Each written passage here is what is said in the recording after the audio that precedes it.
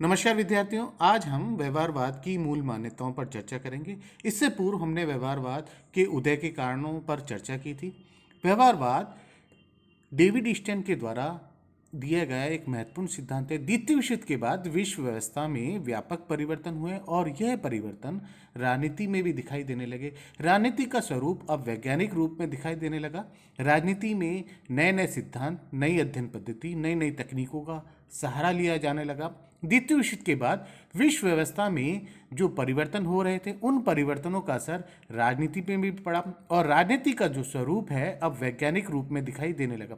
द्वितीय विश्व युद्ध के बाद विश्व व्यवस्था में जो परिवर्तन हो रहे थे, उन परिवर्तनों का असर राजनीति विज्ञान पर भी पड़ा और राजनीति का जो स्वरूप है वैज्ञानिक रूप में दिखाई देने लगा। राजनीति अब वैज्ञानिक स्वरूप के रूप में दिखाई देने लगी। राजनीति के अंतर्गत नए नए सिद्धांत, नई अध्ययन पद्धति, नई नई तकनीकों का सहारा लिया जाने लगा और राजनीति में वैज्ञानिकता को महत्वपूर्ण मानते हुए वैज्ञानिकता के सभी उपकरणों का प्रयोग किया जाने लगा। राजनीति अब वैज्ञानिक के रूप में दिखाई देने लगी। द्वितीय विश्व युद्ध के बाद डेविड ईस्टन ने व्यवहारवाद के सिद्धांत को प्रमुख रूप से स्थापित करने का प्रयास किया। व्यवहारवाद एक वैज्ञानिक सिद्धांत है जिसमें व्यक्ति के व्यवहार को प्रमुख स्थान दिया जाता है। व्यक्ति के व्यवहार के आधार पर राजनीतिक घटनाओं, राजनीतिक व्यवहारों को समझा जाता है।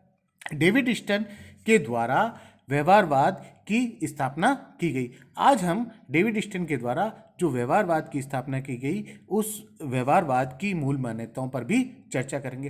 व्यवहारवाद व्यक्ति के व्यवहार को प्रमुख स्थान देता है और व्यक्ति के व्यवहार के आधार पर विभिन्न घटनाओं को, विभिन्न व्यवस्थाओं को समझने का प्रयास किया जाता है। ये एक वैज्ञानिक सिद्धांत है जिसमें मूल्यों को दूर रखा गया है, आदर्शों को दूर रखा गया है। इसमें वैज्ञानिकता का अधिक से अधिक सहारा लिया गया है। नई नई अध्ययन पद्धति, नई तकनीकों, नई सिद्धांतों को समावेश करते हुए डेविड ईस्टन ने व्यवहारवाद को प्रस्तुत करने का प्रयास किया।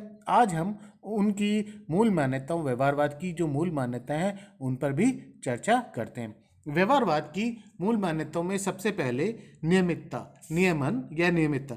व्यवहारवादी ये मानते हैं कि व्यक्ति के राजनीतिक व्यवहार में नियमितता पाई जाती है। व्यक्ति के व्यवहार में कुछ ऐसी नियमितताएं पाई जाती जिनके आधार पर सामान्य तत्व ढूंढे जा सकते हैं, सामान्य घटनाओं को समझा जा सकता है और इन घटनाओं के आधार पर, इन नियमितताओं के आधार पर भविष्यवाणी की जा सकती है। तो व्यक्ति के व्यवहार में कुछ नियमितताएं पाई जाती हैं जिनसे राजनीतिक घटनाओं को सरलता से समझा जा सकता है, भविष्यवाणी की जा सकती है।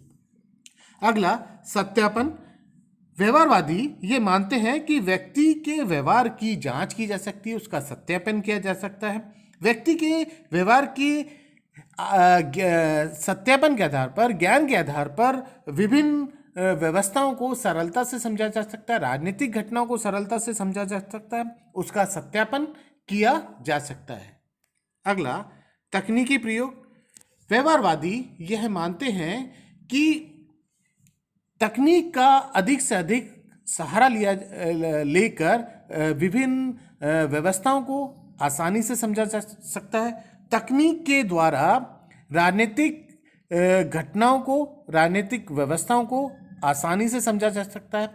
व्यवहारवाद में ये तकनीक पर, विज्ञान पर अत्यधिक जोर दिया गया और व्यवहारवादियों का मानना है कि यदि हम तकनीक का और विज्ञान का यदि अधिक से अधिक सहारा लेंगे तो निश्चित तौर पर सही व ठोस परिणाम आएंगे और हमें तथ्यों को समझने में, उनकी जांच करने में, उनको स्थापित करने में बहुत ज़्यादा मदद मिलेगी।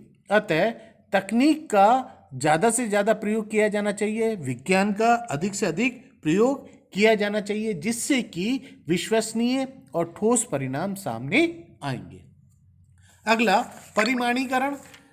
परिमाणीकरण किसी अध्ययन या विवरण को लेखबद्ध करना, क्रमबद्ध करना होता है। व्यवहारवाद ये मानता है कि व्यक्ति के व्यवहार को क्रमबद्ध और व्यवस्थित किए जाने से निश्चित तौर पर ठोस व सही परिणाम आएंगे। किसी घटनाओं को सरलता से समझा जा सकता है और उपलब्ध जो ज्ञान है, उपलब्ध जो व्यवस्था है, उन व्यवस्थाओं को यदि क्रमबद्ध रूप से प्रस्तुत किया जाएगा तो निश्चित तौर पर एक ये राजनीति के लिए एक महत्वपूर्ण और उपयोगी सिद्धांत के तौर पर दिखाई देगा। अगला, मूल्य निर्धारण। व्यवहारवादी मूल्यों और आदर्शों को अपने से दूर रखने का प्रयास करते हैं। व्यवहारवाद मूल्य निरपेक्षता पर अधिक बल देते हैं। व्यवहारवाद का मानना है जब भी प्रयोग किए जाएं, शोध कार्य किए जाएं, तो मूल्यों से दूर रहना चाहिए, क्योंकि ये यदि मूल्यों का सहारा लिया जाएगा तो निश्चित तौर पर ठोस परिणाम सामने नहीं आ पाएंगे। इसलिए मूल्यों को दूर रखा जाना चाहिए, आदर्शों को दूर रखा जाना चाहिए, और यदि हम इनसे दूर रहते हैं तो निश्चित तौर पर जो परिणाम आएंगे वह सही व उपयोगी होंगे। व्यवहारवाद ये भी मानता है कि जहां आवश्यक है, जहां अत्यंत आवश्यक है, वहां मूल्यों का सहारा लिया जाना चाहिए, लेकिन मूल्यों और आदर्शों से शोध कार्य करते समय, प्रयोग करते समय दूर रहना चाहिए। अगला, व्यवस्थीकरण।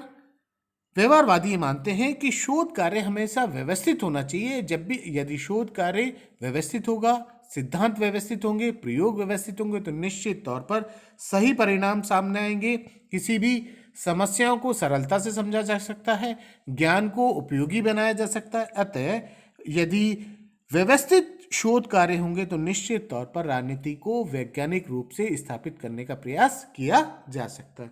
विशुद्ध विज्ञान या शुद्ध विज्ञान। व्यवहारवादी ये मानते हैं कि विज्ञान का अधिक से अधिक सहारा लिया जाना चाहिए, विज्ञान को अधिक से अधिक प्रयोग में लाना चाहिए, जिससे कि ठोस व सही निष्कर्ष निकलेंगे। और विज्ञान समस्याओं को न केवल सुलझाने का प्रयास करता है, बल्कि समस्याओं के निदान पर भी बल देता है। यदि हम विज्ञान का अधिक से अधिक सहारा लेंगे तो निश्चित तौर पर न केवल समस्याओं को सुलझाया जा सकता है, बल्कि उन समस्याओं के कारणों का भी पता किया जा सकता है और समस्याओं को सरलता से सुलझाया जा सकता है। अगला, समग्रता या एकीकरण। व्यवहारवादी मानव को एक पूर्ण इकाई के रूप में अध्ययन करते हैं। व्यवहारवादी ये मानते हैं कि व्यक्ति का अलग अलग खंडों में अध्ययन नहीं किया जा सकता है, व्यक्ति को एक पूर्ण इकाई के रूप में अध्ययन किया जा सकता है, और व्यक्ति का जो व्यवहार है वह मूलभूत रूप से उसमें एकता पाई जाती है। उस व्यवहार को हम अलग अलग भागों में विभाजित करके अध्ययन नहीं कर सकते हैं। अतः व्यक्ति को एक पूर्ण इकाई के रूप में अध्ययन किया जाना चाहिए, जिससे कि राजनीति को वैज्ञानिक रूप से प्रस्तुत किया जा सके, राजनीति के अंतर्गत विभिन्न घटनाओं को सरलता से समझा जा सके, ज्ञान को उपयोगी बनाया जा सके, सिद्धांतों को महत्वपूर्ण रूप से स्थापित करने का प्रयास किया जा सके, और राजनीति के सही रूप से व्यवस्थित क्रमबद्ध कार्यों को अंजाम दिया जा सके। अतः इन कारणों के कारण व्यवहारवाद की जो मूल मान्यता है वह डेविड स्टन के कारण एक वैज्ञानिक स्वरूप लिए हुए है। व्यवहारवाद एक वैज्ञानिक सिद्धांत के रूप में दिखाई देता है, जिसने द्वितीय विश्व युद्ध के बाद अपने आप को क्रमबद्ध रूप से प्रस्तुत करने का प्रयास किया। व्यक्ति के व्यवहार को प्रमुख स्थान देते हुए, मानव व्यवहार को प्रमुख स्थान देते हुए एक नए सिद्धांत को जन्म दिया, और डेविड स्टन इस व्यवहारवाद के प्रणेता रहे हैं और उन्होंने राजनीति को वैज्ञानिक स्वरूप दिलाने का प्रयास किया। व्यवहारवाद एक नया सिद्धांत है जिसमें विज्ञान का अधिक से अधिक सहारा लिया गया, नए नए सिद्धांतों का प्रयोग किया गया, नई तकनीक का प्रयोग किया गया, और व्यवहारवाद ने राजनीति को वैज्ञानिक स्वरूप प्रदान किया। धन्यवाद।